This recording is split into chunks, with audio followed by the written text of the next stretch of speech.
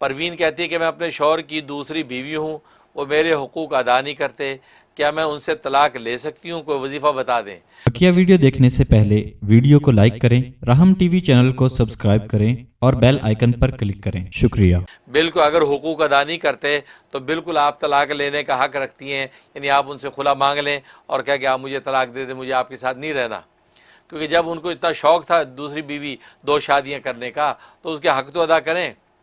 ये कुरान में हुक्म है कि अगर हक़ नहीं अदा कर सकते तो फ़वाहिदतन, एक ही शादी काफ़ी है। लेकिन अगर जो है वो हक़ अदा कर सकते हो, अदल व इंसाफ़ कर सकते हो, और तुम्हें ज़रूरत भी है, क्योंकि दूसरी शादी की इजाज़त तो कंडीशनल है, वो अदल व इंसाफ़ के साथ अदल व इंसाफ़ आप कर सकते हैं, और आप ज़रूरत भी महसूस करते हैं कि मुझे एक और बीवी चाहिए, तो फिर आप हक़ अदा करें। वरना हदीस में आता है कि जिसकी 2 बीवियाँ होंगी वो इस हाल में जब वो अल्लाह तबारक व तआला के सामने पेश होगा कि उसका एक कंधा झुका हुआ होगा और यूं कुबड़ा बन के जो अल्लाह के सामने पेश होगा, और उसका हिसाब किताब होगा। दोनों बीवियों के हवाले से हुकूक व फ़राइज़ पूछे जाएंगे।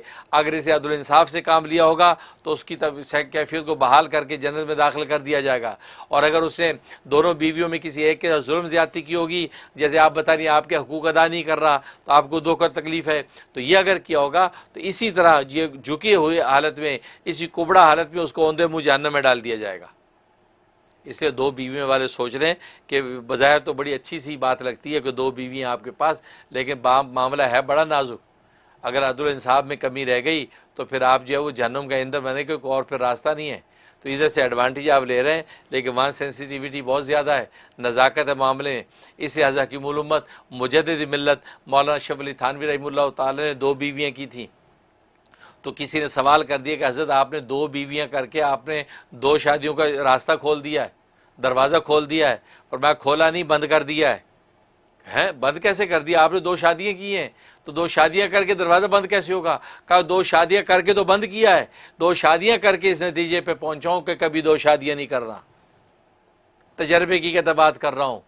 एक ही अच्छी बीवी मिल जाए, चुप करके उसका निभाओ, जन्नत का सामान है, और आखिरत की फ़िक्र करो बस, और दुनिया में वक्त पे अपनी हलाल रोटी कमाओ। लेकिन फरमाया 2 शादियाँ करके समझ में आ गया कि आसान नहीं है। फरमाया कि इस कदर अदल इंसाफ का लिहाज रखना पड़ता है। यानी हज़रत इतने इस बारे में जो कॉन्शियस थे कि आप दोनों बीवियों में किसी में कोई कमी बेशी ना हो जाए, क्योंकि आखिर में पूछ हो जानी है, सारा इल्म फजल रह जाएगा।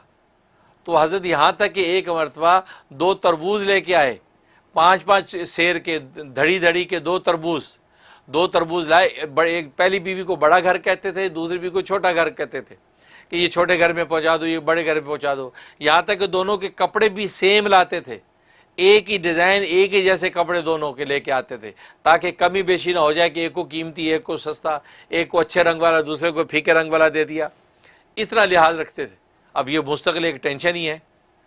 तो तरबूज लाए और फिर छुरी मंगवा के उन दोनों को आधा आधा काटा, तो 2 जो फाड़ियाँ एक के बड़े भर घर में भेज दी, 2 फाड़ियाँ छोटे घर में भेज दी।